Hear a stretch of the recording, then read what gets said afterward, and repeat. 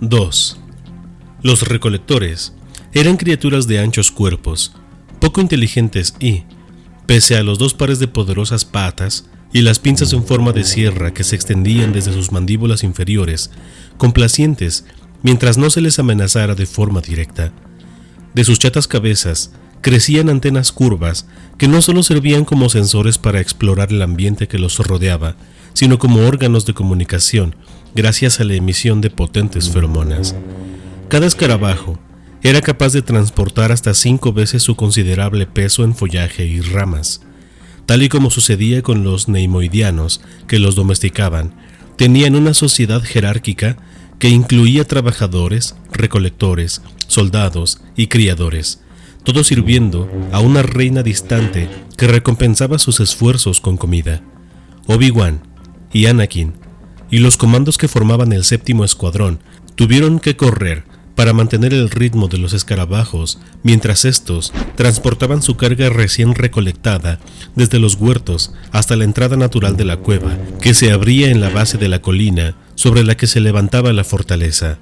El gran caparazón de los escarabajos los ocultaba a las portillas de vigilancia controladas por patrullas de droides de combate PAU. Pero lo más importante era que los recolectores conocían rutas seguras a través de los campos minados que separaban los árboles de la fortaleza en sí.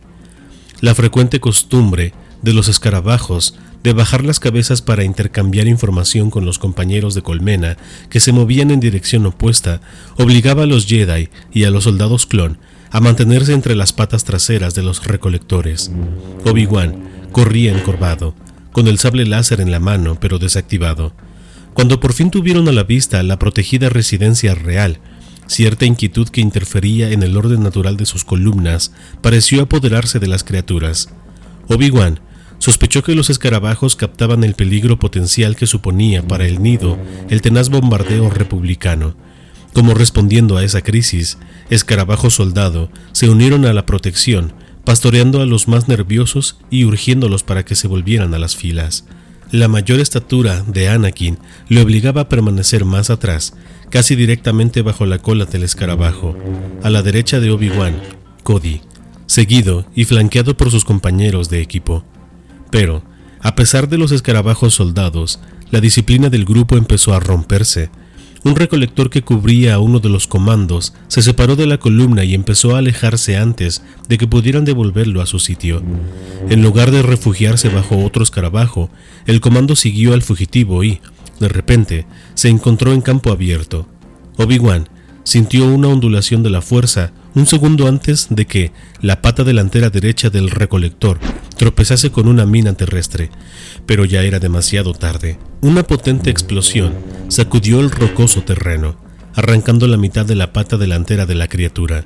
El comando saltó hacia un lado y rodó hasta quedar bajo un trío de martilleantes patas. Tuvo que arrastrarse y esquivarlas mientras el recolector daba frenéticas vueltas sobre sí mismo, aparentemente dispuesto a pisotear al comando que se encontraba bajo él. Un golpe de la pata trasera izquierda del escarabajo hizo que el comando perdiera el equilibrio. Desconcertado, el recolector bajó su cabeza y colgó una y otra vez contra el objeto blanco y duro que se interponía en su camino hasta abollar por completo su armadura.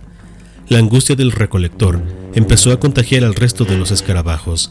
Mientras la mayoría cerraba filas para permanecer juntos, otros echaban a correr repentinamente, saliendo de la columna principal y despertando la alarma de los escarabajos soldado.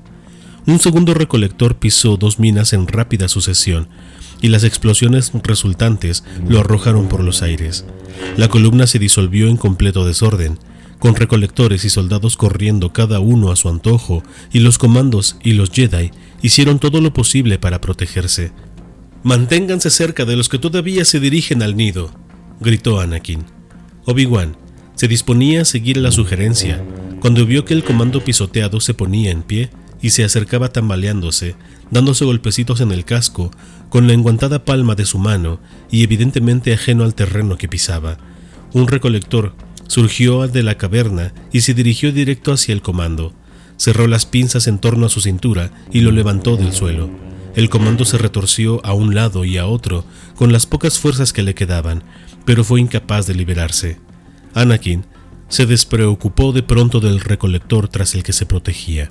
Con el sable láser firmemente sujeto en su enguantada mano, saltó por el desnudo paisaje en dirección al comando cautivo, con la fuerza guiándolo para no pisar las desperdigadas minas.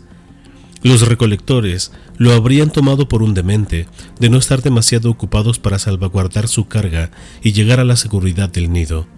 El último salto de Anakin lo colocó directamente frente al recolector que sujetaba al comando. Cortó las pinzas del escarabajo con un movimiento ascendente del sable láser y liberó al comando, pero también hizo que los escarabajos soldado se agitasen frenéticos. Obi-Wan casi podía oler la descarga de feromonas y descifrar la información que emitían. La zona está infestada de depredadores. De la multitud surgió un chillido en una frecuencia tan alta que apenas era audible y se formó una estampida. Las minas empezaron a detonar por todas partes y de entre la ondulante humareda surgieron más de 100 PAU.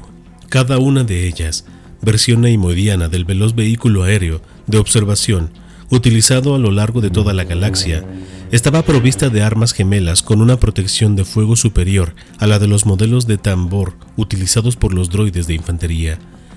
El enjambre de naves hizo llover desde las alturas rayos de energía contra todo lo que tenían a la vista, matando recolectores a docenas y convirtiendo el pedregoso terreno en un gran cementerio. Enormes explosiones brotaron entre las deshechas columnas a medida que las minas detonaban. Anakin esquivaba rayos mientras corría, sujetando al comando con el brazo izquierdo. El resto del séptimo escuadrón buscó protección sin dejar de disparar, derribando PAU con una cortina de fuego continuo. Cody guió al pelotón hasta una trinchera de irrigación poco profunda. Cuando Obi-Wan llegó a ellos, los soldados clon se desplegaron en círculo y siguieron disparando hacia el cielo. Un segundo después, Anakin se zambullía en la trinchera y depositaba suavemente al comando en la pendiente llena de barro. El especialista médico del séptimo escuadrón se arrastró hasta el herido, quitándole el cinturón y el casco semidestrozado.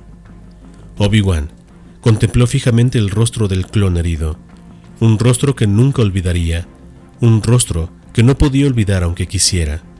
Pese a los muchos años transcurridos, seguía recordando la breve conversación con Jango Fett en camino. Miró a Cody y al resto, un ejército de un solo hombre, pero el hombre adecuado para el trabajo. El grito de guerra de los clones liberaron rápidamente de la armadura al comando herido y le inyectaron calmantes para que no sufriera convulsiones mientras le retiraban la placa pectoral y cortaban con una vibrodaga su prenda interior negra. Las pinzas del recolector habían aplastado la armadura sobre el abdomen del comando. Su piel estaba intacta, pero los cardenales eran importantes. Solo quedaba en condiciones de combatir la mitad del ejército original de 1.200.000 clones, por lo que la vida de todos y cada uno de ellos era vital. Podían reemplazar fácilmente sangre y órganos, los repuestos, según ellos mismos. Pero la guerra estaba en pleno crescendo. Las bajas en el campo de batalla eran cada vez mayores y su supervivencia era prioridad máxima. «Aquí no podemos hacer mucho por él», dijo el médico a Anakin. «Si pudiéramos conseguir un FX-7...» «No necesitamos ningún droide», interrumpió Anakin. Se arrodilló, apretó las manos contra el abdomen del comando herido y utilizó una técnica de curación Jedi para impedir que el clon cayera en una conmoción profunda. Un repentino ruido atrajo la atención de todos.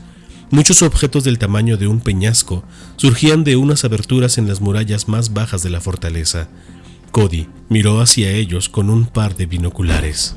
«No es una luz», dijo, pasándole los binoculares a Obi-Wan.